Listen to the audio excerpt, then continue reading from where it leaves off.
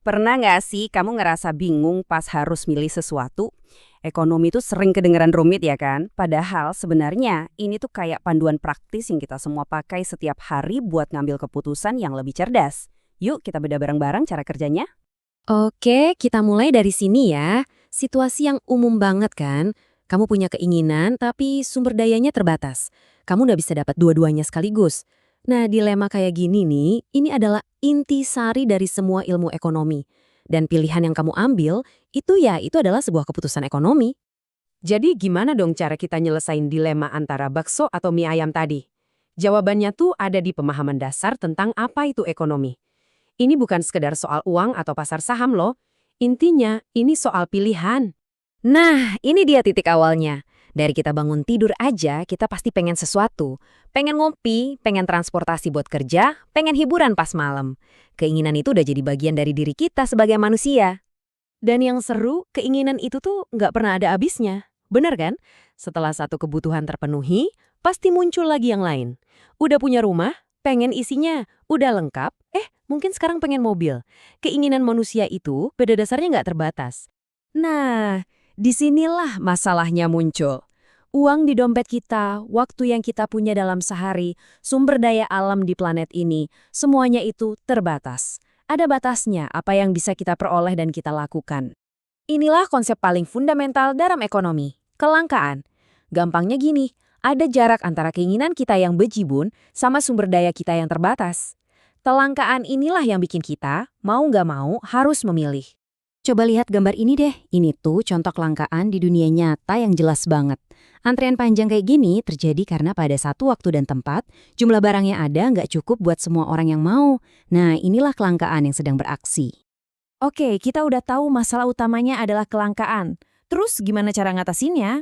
Nah, ilmu ekonomi ngasih kita beberapa alat berpikir buat bantu kita bikin pilihan yang terbaik. Alat pertama namanya prinsip ekonomi. Coba deh bayangin ini sebagai pola pikir efisien. Gimana caranya kita bisa dapat hasil semaksimal mungkin dengan pengorbanan seminimal mungkin. Contohnya pas kamu bandingin harga sebelum beli sesuatu, nah, kamu itu lagi menerapkan prinsip ini. Selanjutnya ada motif ekonomi. Ini tuh soal pertanyaan kenapanya. Kenapa kamu beli produk itu? Apakah murni karena butuh? Atau buat cari untung? Atau jangan-jangan buat bantu orang lain?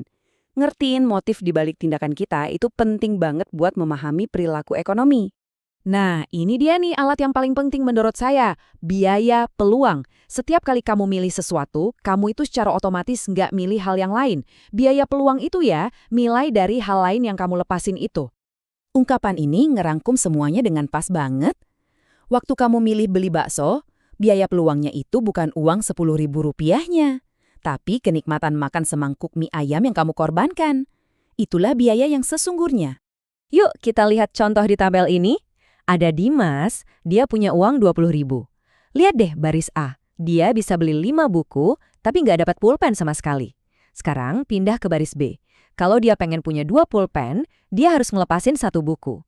Nah, 1 buku itu adalah biaya peluang dari 2 pulpen tadi. Begitu terus, setiap pulpen yang dia tambahin, ada buku yang harus dikorbanin. Setiap pilihan pasti ada biaya peluangnya. Sekarang kita udah mulai paham gimana cara individu bikin pilihan. Yuk kita lihat gimana ilmu ekonomi memandang pilihan-pilihan ini dalam 2 skala yang beda. Skala kecil dan skala yang super besar.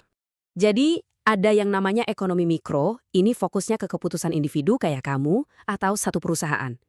Terus, ada juga ekonomi makro yang ngelihat gambaran besarnya. Ekonomi satu negara, inflasi, tingkat pengangguran, dan semacamnya.